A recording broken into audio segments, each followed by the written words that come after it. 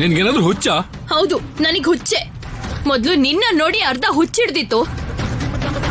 ಈಗ ನಿನ್ ಹೆಂಡತಿಯ ಪ್ರಶಾಂತ್ ಹತ್ರ ನನ್ ತಾಳಿ ಕಟ್ಸಿ ನನ್ನ ಪೂರ್ತಿ ಹುಚ್ಚಿ ಮಾಡ್ಬಿಟ್ಲು.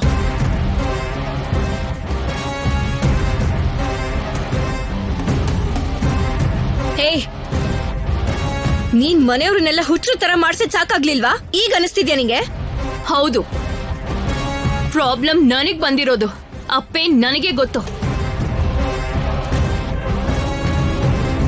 ಅಶ್ಮಿತಾ, ಏನಾಯ್ತು? ಏಯ್, ನೀನ್ ಬಾಯಿ ಮುಚ್ಚೋ.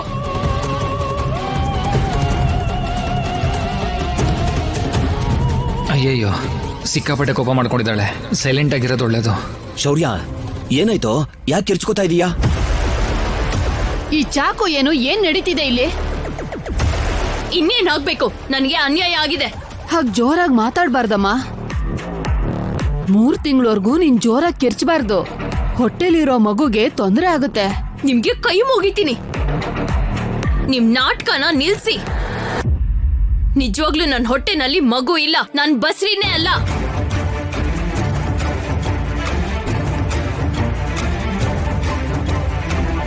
ಆ ವಾಂತಿ ಈ ಮಾಟ್ಗೀತಿ ಮಾಡಿರೋ ಪ್ಲಾನು.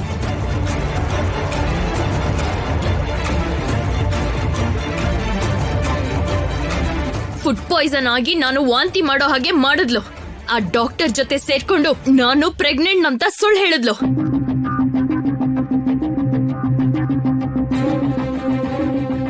ಇಲ್ಲಿ ಈ ಕೆಲ್ಸಕ್ ಬಾರ್ದೇ ಇರೋನ್ ಕೈಯಲ್ಲಿ ನನ್ಗೆ ತಾಳಿ ಕಟ್ಸಿದ್ಲು. ನಮ್ದೊಂಥರ ಬೇರೆನೇ ರೇಂಜ್. ಯಾಕೆ ಬೇಕು ನಮ್ಗಿದೆಲ್ಲ? ಇಂಥವಳನ್ನ ನಾನು ಏನ್ ಮಾಡ್ಬೇಕು?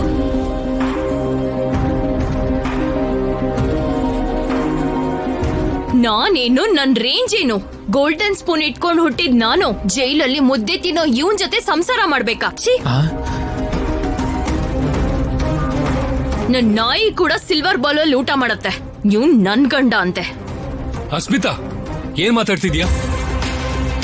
ರಾಜಲಕ್ಷ್ಮಿ ನಿನಗ್ ಮದ್ವೆ ಮಾಡ್ಸೋದು ಅಂದ್ರೇನು? ನೀವಿಬ್ರು ಮದ್ವೆ ಮಾಡ್ಕೊಂಡೆ ಮನೆಗೆ ಬಂದಿದ್ದೀರಲ್ವಾ? ನೀವಿಬ್ರು ಗೊತ್ತಿಲ್ಲದೆ ಮದ್ವೆ ಆಗಿದ್ದೀರಾ ಅಂತ ಒಳಗ್ ಬರಕ್ ಬಿಡದೆ ಇದ್ದಿದ್ದಕ್ಕೆ ಇಲ್ಲಿ ಬಂದು ಬೇಡ್ಕೊಂಡ್ರಿ ಅಲ್ವಾ? ರಾಜಲಕ್ಷ್ಮಿ ಬಂದು ನಿಮ್ಮಿಬ್ರಿಗೆ ಆರ್ತಿ ತೆಗೆದು ಒಳಗ್ ಕರ್ಕೊಂಡಿದ್ದು ಮರ್ತ್ಬಿಟ್ರ ನೀವು? ಹೇಳ್ ನೀನು. ಕೇಳ್ತಾ ಇದಾರಲ್ಲ, ಹೇಳೀಗ. ಒಂದ್ಸಲ ಮದ್ವೆ ಆಗಿರೋರ್ಗೆ ಇನ್ನೊಂದ್ಸಲ ತಾಳಿ ಕಟ್ಸಿದ್ರೆ ಏನ್ ತಪ್ಪು?